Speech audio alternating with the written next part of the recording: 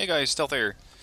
I was in a game with Sugar-Free Lemons. I covered this game from my own point of view, but Sugar is one of the newer players, and I saw him do some interesting things that I think he can improve upon to make sure that he wins more games. So if you're one of the newer players to the game, or if you're one of more of the experienced players of the game, you want to help out these guys, leave a comment down below if you see anything that I'm not specifically covering in this video.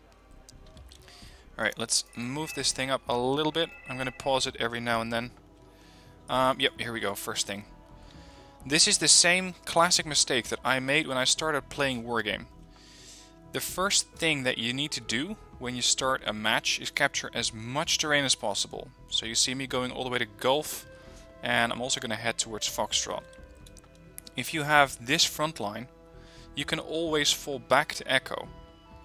If you have Echo, they're going to control Gulf and Fox, which means they're going to have more income in the form of conquest points than you do, meaning you lose the game. So Echo is only a zone that you put a CV in, maybe some infantry if you're worried about a flanking rush coming in from this angle. Otherwise, just hold it and don't bother about putting any kind of forces in there. What I usually do when I'm playing this map is I try to capture this town, which is a bit of a stretch most of the time, and I usually don't make it there, meaning that you're going to be able to hold this tree line and this tree line. This will mean that you can always fall back to this cover here, if you need to, and the best way to push through this position is not by using a lot of heavy armor. Use some medium tanks, so anywhere in the range of 60 to 80 points. Even Leopard 1A4s could do perfectly at this short range, because the shorter you get to it, or the closer you get to a target, the more damage you're going to do to it. Let's see, he's bringing his forces over here. This is quite the long way away. If your forces start over here, they're going to have to drive all the way around this road. The shorter route is to spawn here, take this road there, and then head west. That's a lot faster than taking this road, because while it may seem that this is just a single road, it does have a lot of curves and bends, meaning it's going to slow you down. As for his starting force composition, I'm seeing some 2A4s. They are great tanks if you can keep them at maximum range, because at close range, all that armor that they have is not going to be counting for much. So keep these things at long range. Martyr 2s with infantry, Panzer Grenadiers in there, M113s infantry, and a 53G with probably a front spayer inside. Now, if you spawn your helicopters over the tree line, it's going to make them skip the takeoff animation. The takeoff, depending on the size of helicopter, takes anywhere between 5 and 15 seconds. Especially 15 seconds if you're talking about the Mi-6, which is one of those huge Russian transport helos. So make sure that if you are positioning your forces, you put this thing above the tree line, and the moment that the game starts, the thing's already in the air, and you just can tell it to head off towards that direction. Now he was going for Gulf, or at least after I told him to go there, and he was also going to put some infantry in Bravo. Now, he was putting very, very little in Bravo, just a bit of infantry and a command vehicle. That's not a lot.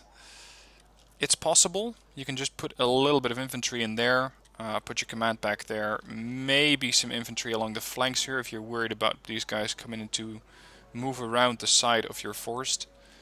But what he's doing by deploying forces towards Gulf and Bravo is spreading himself very thin. I try to always have a large but single front. So if I'm going to go to Foxtrot, I'm going to keep this line. I may have some forces over there, maybe something there, but that's usually quite unlikely. I'm going to try and keep my forces towards the middle or towards an area that I can overlook immediately. Because let's say you're fighting in Gulf. If you have your forces here and you have forces here, you cannot see what's happening on both fronts. If you want to see what's happening on both fronts, you're going to be looking at it like that. But if you do this, then you're going to be seeing a lot of units, and you're going to also be distracted by what's going on in Fox. So by only having a single area to focus on, which would be either Foxtrot or Gulf, but not both, you're going to make it a little bit easier for yourself to successfully play this game. Now, my offensive in this game is going to head towards Foxtrot, so he doesn't have to worry about that. He only has to worry about golf. Anyway, I was going over his force composition. Leopards, infantry, command infantry, mortar VTS. These are nice support units. A couple of flak panzer Gepard A1s. A tip that I would like to give new players is if you have AA units that are radar guided like these, make sure you have them under a hotkey. I'm not sure why I ever started using it, but I use hotkey 5, which is just select the units, press Ctrl 5 like you do with most strategy games. Then press 5 and press H. And H means turn off their radar, or turn off their weapon actually. This will mean that they cannot be targeted by a seed aircraft. It also means that they're not going to fire if they see a helicopter, because their weapons are turned off. But if you see a helicopter, and let's say your Gepards are over there, the only thing you need to do is press 5, select the unit, and hit H, turn the units back on. And they're going to immediately engage helicopters as they see them flying over this sector. And then of course once the helos are down, you hit 5 again, you press H again, and the guns are back off and the radars are back off, meaning they can no longer be killed off by seed aircraft. Now I think there was a bit of a mistake here at the start, because he's taking off with his helicopter, but nothing else. The best way to get everybody moving is to just drag a box around it, press F, which is fast move, and then click somewhere there. It doesn't matter where you click it. What you just want to do is get these guys to start moving. Because every second, and yes, it's really that sensitive, every second that you waste not moving your units, the enemy is moving their units closer to Gulf. So what I usually do, just drag a box around it, tell them to go somewhere in Gulf, and once they are on the move, I can always give them orders then. You can then hit, for example, the Leopards, tell them to fast move here. Get the infantry, tell them to fast move there. Get the command infantry, tell them to fast move there, and offload. And for that I would use queuing orders, which is holding shift. You just hold, let's say this is the unit, the Fuchs. You press, once you have the unit selected of course, you press F, you tell it to move there, you hold shift, and you either click unload, which is the button down there, and you currently cannot see it because it's a replay, or you hit U. So, click, hold shift, press F for fast move, click, hold shift, and press U. And that way it's going to move there and directly offload the infantry once it's done executing its move order. It means that you don't have to micromanage every single unit. The same goes for these units over here. I believe they have started moving. So he's probably focused on different fronts. But these guys, I think he made some sort of mistake here because they all got offloaded. He offloaded his Panzer Grenadiers, more Panzer Grenadiers here, and the rest of the forces are still not moving. In the meanwhile, the enemy is definitely moving, and they're coming in with quite a lot of forces. Now, he could not have beat them into Gulf, but he could have been about here by now, which means they would have clashed somewhere down here in the middle in Gulf.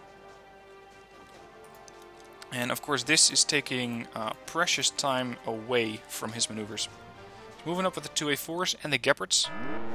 He's moving up with, or actually he's trying to get his infantry back into the transports, and I think this was just a mistake. I'm not going to focus too heavily on that. What I will focus on is that I'm not seeing any kind of reconnaissance unit, other than the Fern Speyer, which just got shot down by a Sokol there. And this means that these Leopards are only going to have to rely on their own optics, which is only medium. Meaning they're not going to be able to see a lot of targets, and they're not going to be able to use that 2275 meter range that they have. So what you want to do is just send a cheap reconnaissance unit with it. It could be a Lux, it could be anything like a Leopard 1A1 reconnaissance tank. It doesn't have to be a great unit, and of course infantry in a situation like this would be best. But you need to have more units, especially with a column like this. Now the rest of his forces are starting to move up. I immediately noticed that we now have a +2 for Red 4. Over on the right flank, he offloaded his command infantry here. What's going on there? Not too sure. Get to that later. He offloaded his command infantry, that's good, and he's now moving his forces into position. Ideally, you'd want to have these guys already move to this position and offload. And that's basically what you can do with queuing orders. Tell them to go there, tell them to offload, and either get the infantry transport slightly back in the tree line, or just send them out. I mean, as conquest, they can die altogether. This Mi-24 Delta, I don't know, I think it's the helicopter that crashed. Not too sure, we saw something pinging the map here. And we got the Leopards moving up and the Flak Panzer Gepards staying behind. This is extremely dangerous, especially considering the fact that we know there was a helicopter here. He's pushing another reconnaissance unit in, but again, without any kind of further reconnaissance, and this is what I was wondering about. Where is the Mi-24 Delta? This thing is just flying around. It could have engaged the Leopards, and the Leopards would not have been able to fight back, not without backup from their Flak Panzer Gepards. So keep these things close to your tanks and use them as a single coherent fighting force. There's the command infantry, offloaded into Echo, so we're now leading by +1. But seriously, what is this helicopter going to be doing? He split up his AA guns, and they seem to be going for the helicopter. They are slightly opening up. Yep, there it is. One's opening up. And also, yeah, just skipped over it, but this helicopter had elite veterancy. That tells you something, because Mi-24 Deltas by themselves are transport helos. And I'm guessing we're going to see either Spetsnaz VMF or Spetsnaz GRU being probably transported. Who was that? This is Watler.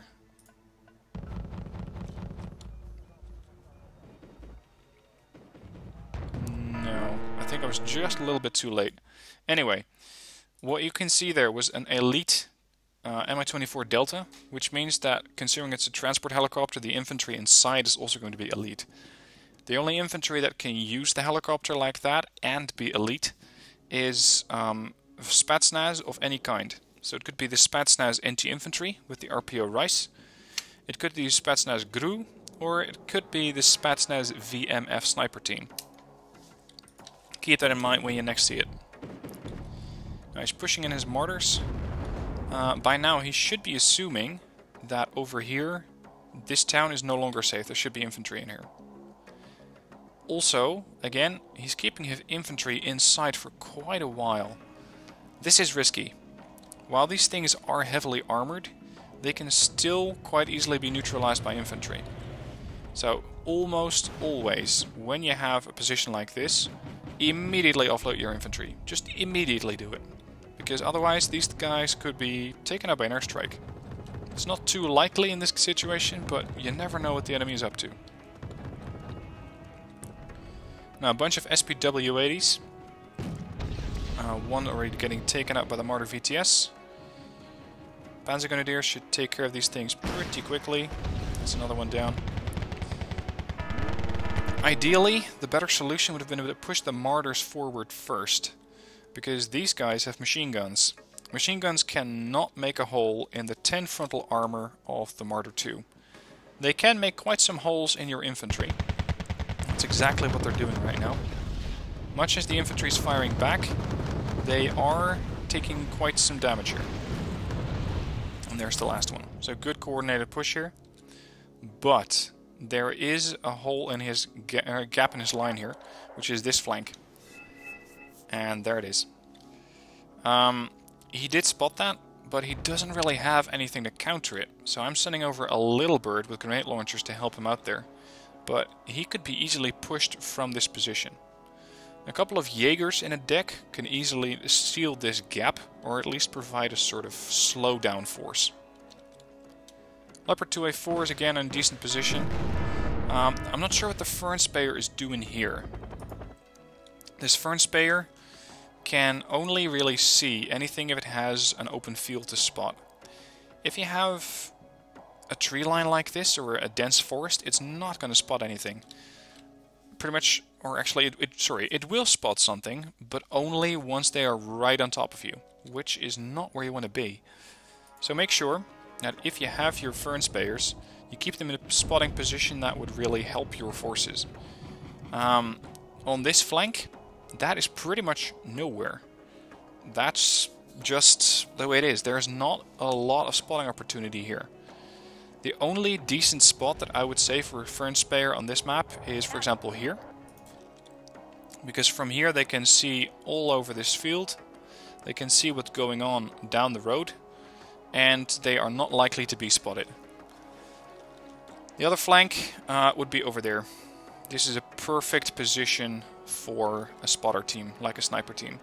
You just have a perfect line of sight down the road towards this flank. You might even be able to see the BMPT and the BTR-90s that are hiding out in there. Now, his initial forces here got taken out. I'm not sure if there's infantry in there. Yeah, there's more Skyas coming this way. I think that he was too busy micromanaging this flank to see what was going on here. And this is exactly what I mentioned at the start of the video. If you're trying to manage two separate flanks, one there and one there, and something dies down here, you're going to have to be really, really observant. You're going to have to look at those notifications saying, this unit has died. And you're going to go, okay, where did I have that force? I didn't see anything die here, so it must be over there. But it's really an, let's say, an advanced strategy that I would not recommend to new players. Because it can be quite overwhelming to have all of those forces, all of those units, and to have to micromanage everything at the same time. Mortar 2 taking fire here. Going in on the Visitkaris with backup from the 2A4s. My little bird is unfortunately not quite in a position to cover them yet. Mortar 2's pulling away. Good choice here. Keep away from the range of the RPG-7 there. You don't want that to happen. Those things can hit you, and they can and will kill you. Now my grenade launchers are coming in with the little bird. I also saw him immediately deploy a resupply unit here. This is very, very dangerous. If you deploy a helicopter here, especially a helicopter that is worth, I believe, 85 points, it is very easy to get that thing shot down. Because you don't know what the AA situation is in here. And they just need to have a little bit of AA infantry and shoot down your helicopter, and you just lost another 85 points. Not only that, but you also lost the capability to repair your mortars. A better position to get repaired would be over here. Just put the transport helicopter there, get your mortars to pull back, not move forward, to pull back towards this position. And the hotkey for that is G from Golf. So just click these units, press G on your keyboard and move them there. Send the helicopter there and they're also going to get fixed up. And in the meanwhile, of course, I was pushing over there. If you want to see more on that, just look at the other video that I put up yesterday. Or the video that's in the link in the description down below. He's pushing up with Panzergrenz, but he doesn't have any backup for the Panzergrenz. Leopard 2A4s are moving up. His AA. Let's see, we've got one Gepard there, one Gepard there. Looking decent. Here's another classic thing that I usually see people doing. The command infantry is in here. If I expect that a command infantry is in a zone, I'm also going to look for single transports. And right now he is advertising, look, here's my command infantry. Because there is a single transport truck pretty much embedded in this little structure here. There's a single transport truck in the position where everybody usually puts their command unit. So not only is this position predictable, but now you gave the enemy a clue to saying, okay, look, here it is, you're advertising the position. That's why, for my forces, you don't see the command vehicle at the same location. Yeah, let's not talk about this. Okay, I'm sorry, I'm doing exactly the same thing here. I was distracted this game, I didn't see that this was happening. Over here I'm doing exactly the same thing. Over here he's doing exactly the same thing. What I try to do when I get a command vehicle which is transporting command infantry, you tell them to move somewhere, for example here, offload the command infantry and fly away.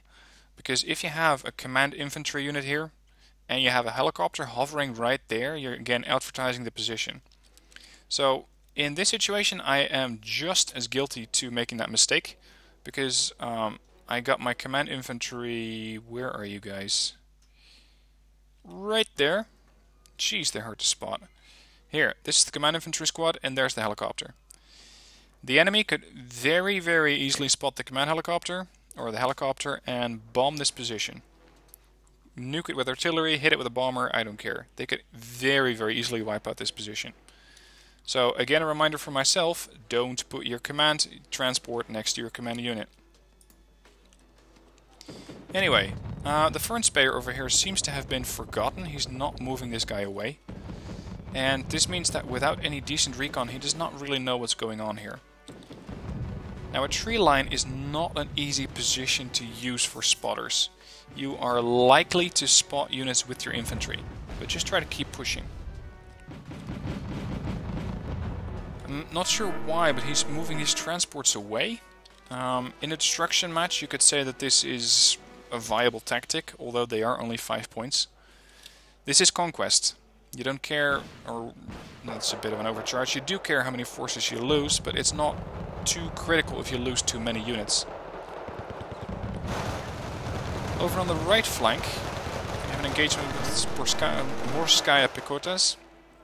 Those are the ones that killed the command infantry a little while ago. You can see my LVT P7A1's coming in with Marines. His Panzergrens have the structure, but the Marder 2s are not pushing in. They could pretty easily, especially with backup from the Panzergrenadiers, wipe out the infantry here, but they're not moving. Again, I think because he was distracted between the flank over on the right and the flank on the left. So again, make sure you focus on one sector, not two. Now he brought in a a recon helo. It was hiding at the back of the line. I think he just told it to go there as a sort of rally point.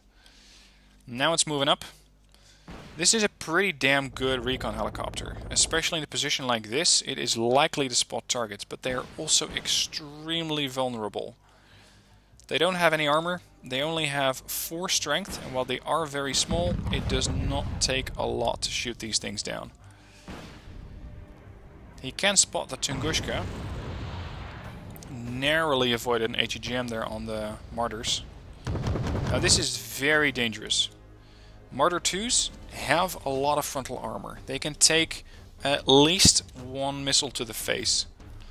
But without any kind of follow-up, you might be able to neutralize the infantry here, if at all. And then what? Because he only had 9 Panzergrenadiers here. If you want to engage a position like this, make sure you have a decent follow-up. What is going to be your next move? So you have, for example, the Martyr 2s attacking, and you already have Panzergrenadiers moving into a position. But 9 Panzergrenadiers is a bit low. I would want to have at least 3 squads. And then I can neutralize the AGS. And look at that. 40 Motorschützen. What are you going to do against those? Because the Martyrs may be able to take them down, although these guys have a very powerful anti-tank weapon. But you're never going to chew through these guys with 5 Panzergrenadiers. And you can see everything is firing at the Panzergrenadiers. This attack was just not going to work, and you could see that because he did not have enough follow-up. Fern Speyer is moving up to spot the targets, but he's going to be pretty much right on top of the AGS, which is the grenade-wielding, or the grenade launcher-wielding forces here, and you can see them. If this guy would not have exceptional optics, they would be immediately spotted. And I'm very, very surprised that the infantry has no idea where they are yet. Leopard 2 is engaging. Here we go, though. It's only one of them. This Leopard's engaging, the other Leopard is not. And not only that, but they're about to be flanked by Leichterschützen, which carry the Metis ATGM. Not too dangerous, but they're very likely to flank these guys. Meaning that these tanks are going to be pretty much one-shotted. Very expensive, 135-point tanks, you don't want that to happen. He's pulling them back, but one of those things is detract. If you want to push here with tanks, don't use 2A4s. Use cheaper support tanks. For the German army, I would take 1A4s. something like that. Then make sure you have some infantry, because this is exactly what I was worried about. The Leichtgeschützen is creeping up on the tank, jamming a few HGMs into the tank, and not only that, but we also had T-72 MIMs moving up. Or what is that, M1M? Yeah, I think M1M. They're moving up. They're gonna start inflicting damage on this tank the moment they get to about here, because then they can get a direct line of fire at the tank. He's very nicely pounding the position with a quad stack of mortars. But here's the thing though, the mortars don't need to be constantly resupplied by these logistics choppers. Mortars are very, very hungry units. They will eat through your logistics helicopters at an incredible pace. Well, they don't really need to, because these things have 228 rounds between the 4 of them. So they can keep up the artillery barrages for quite a while before needing rearmament or reinforcement. And that's why I usually just keep these things for units which actually are in desperate need of reinforcements. So for example, these guys, the Panzer Grenadiers, could use a bit of reinforcements. The Mortar 2s need fixing.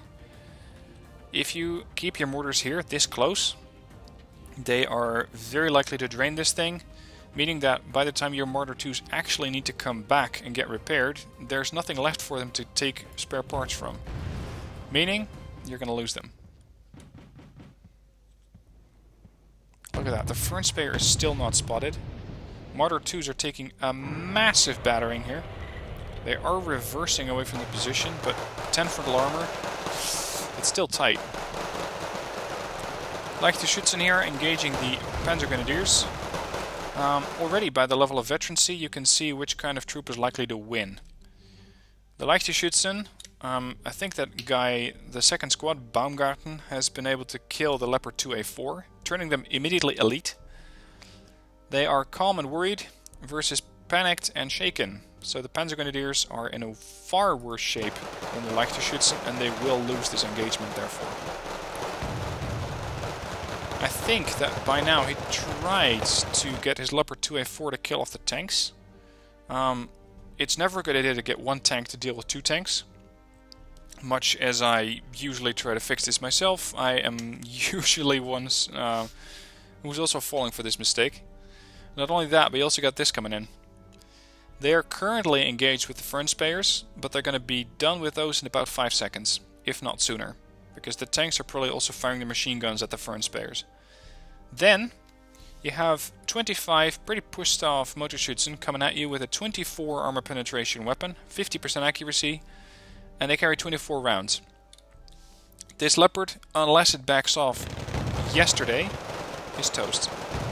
There it is. You can see that the tank took it out, and there's the, let's say, the tracer fire or the smoke trail from the RPG that was fired at the tank.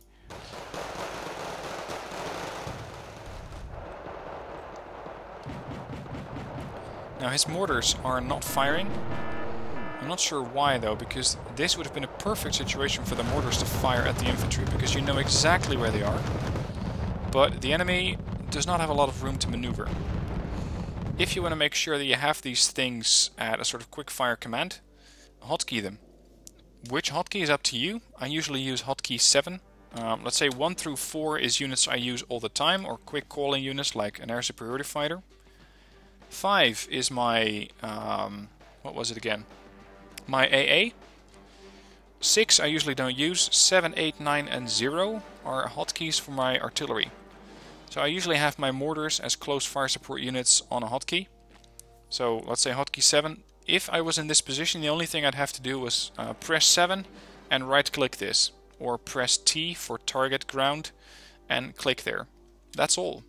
Because right now I don't think they're hotkeyed. So he has to go back to them, select them, click the unit, then right click, which means that you're not going to be focused on getting these mortars out of trouble. And that's exactly what's going on here. I think at this point during the match in chat he went, "Help, I cannot manage this position," or something maybe a little bit more powerful. A little bit, let's say, more colorful. You can see he's firing at the position, but slightly too late. And not only that, but they're also getting pretty damn close to your secondary and pretty much your last line. Position like this, pull back. Get that Mortar 2 out of there. His recon helicopter is now also taking light machine gun fire from the tank. Or actually it's probably a heavy machine gun. Yeah, medium machine gun. And VSTP. Which is that? And SVT. He's pulling it away as quickly as possible. But he just does not have enough forces here to deal with all of these threats. My Marines and their LVTP-7 transport are trying to help out these guys as much as they can, but there's not too much I can do from this flank. You can see that my little bird is bravely trying to use his grenade launcher against the tank. Good luck with that. There goes one mortar. And you can just butcher these mortars altogether. That's the second one down. Third one down. They seem to be trying to get the last shot. Flak Panzer Gepard is engaging this Mi-24 Delta. I'm telling it to move away. Because, yeah, now I remember. This is when he said, help. I cannot hold this flank. So I said, okay, defense markers mean get these guys away, retreat them. So I was putting a defense marker next to the mortars, next to the Gepard A1, and I believe there's going to be another one there. This recon helo has to go away quickly, because there's not too much that he can do with it. I'm buying him some time with my LVTP-7A1s and their grenade launcher. At the same time, I'm using my Marines with their anti-tank weapon to try and engage the transports or the tanks, whichever I can find first. Unfortunately, the Gepard there went down, but these tanks are subtly interested in me. They seem to be trying to get a line of sight on my Marines. I decided to pull in a Cobra here to help him out as much as possible, but this is something that he could have done by himself also. We did know that there was one Tunguska, we briefly saw it back there, but a helicopter could easily bail you out of trouble. Unfortunately, Germany does not have a helicopter which uses rocket pods, but they do have ATGMs. So those two T-72s could easily be taken out by ATGMs. He's pushing in with more Leopards. I think that these Martyrs are set to move to instead of move fast. You can see that they are not taking the main road. Same goes for these guys. They're not taking the main road. Putting them on move fast means you're gonna save yourself a ton of time. Now I'm trying to help out with my Cobras and my Marines. I'm pretty much sandwiching between them, between the Marines, the Little Bird and the Cobra. Take out one tank. And Wattler here is still going for my guys. The LVTP-7 has stunned it and Marines take it out. So I pretty much cleared out this position. Thanks to a mistake by Wattler. Because if Wattler had kept pushing, he would have completely rolled this flank. He would have pushed through the command infantry, the last mortar, the Gepard, right up until the point where he engaged the Leopard 2A1s. Of course, by now we were leading by a large margin. And we're going to lead by even more. Because at this point I believe, yeah, there it is. I called in the M270 Attack'em. I never really know how to pronounce these things. Most people just pronounce them the Attackams, which I believe is not entirely accurate, because I think that Attackam stands for Army Tactical Missile System, which Attackams is sort of an abbreviation for, but considering it's an actual abbreviation, you should be pronouncing it ATACMS, but of course that's taking too long. Anyway, so much for Professor Stealth. Over on this flank, he's offloading his Panzer Grenadiers a bit early. What's happening here? His Panzer Grenadiers are going to have to move on foot towards this position. His Martyr 2s are in a large stack, which in this situation is not too much of a problem. But they don't have a spotter. Of course, they can spot the guys in here, but not much else.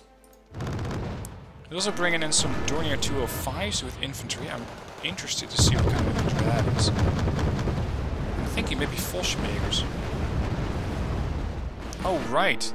They do have a helicopter which has rocket pods. They got the Tiger. I completely forgot about this thing. This helicopter, in a situation like this, would have been a miracle worker. Taking down both the transports and the tanks with the Hot 2s. So this is a very, very useful helicopter. Now, one thing I haven't really addressed yet that is definitely a major point of concern is the constant airstrikes that these guys were getting away with. Looks like we're dealing with two players here, by the way. High Sativa and Waltler, or Watler, not Walter, Watler. There was no long-range AA here, nor did I have any in my position. But over here, any long-range AA would have been extremely helpful, because it would have at least deterred the enemy from using more of those artillery airstrikes on this position.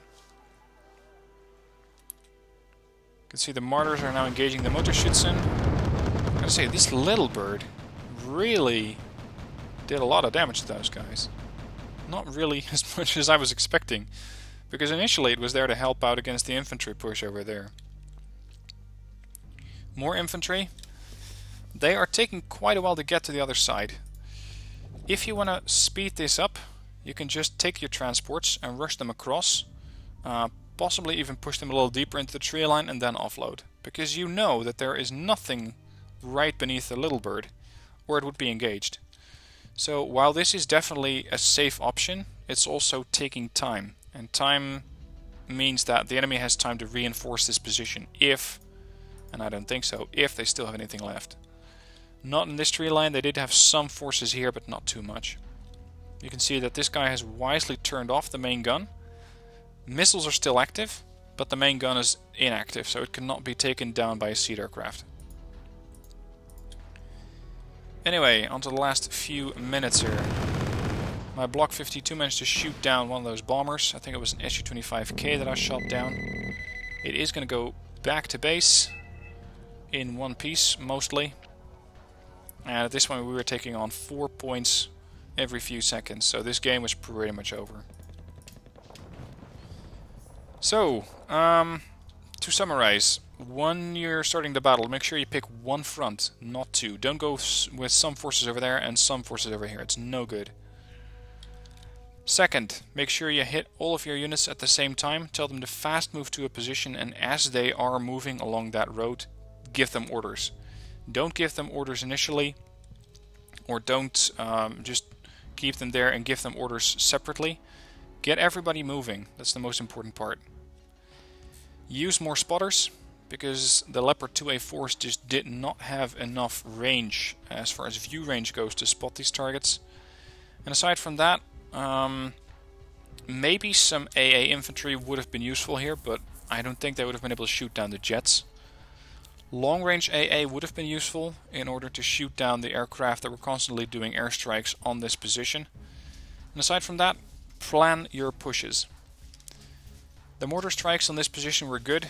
The infantry and the mortars that were going there were good, but there was just not enough infantry to engage this position. So next time, make sure you have a combined arms assault. You have at least a few of those mortar VTS-1s, those fire support units from the vehicle tab. You have some Panzer Grenadiers, you have some mortar 2s, and then you can pretty easily roll over this position, especially if you have mortars. Mortars, not martyrs. Although martyrs will help. Anyway, this was the result. 655 in kills, 1100 in losses. We won the game massively, especially considering the amount of conquest points that Sugar-Free Lemons got.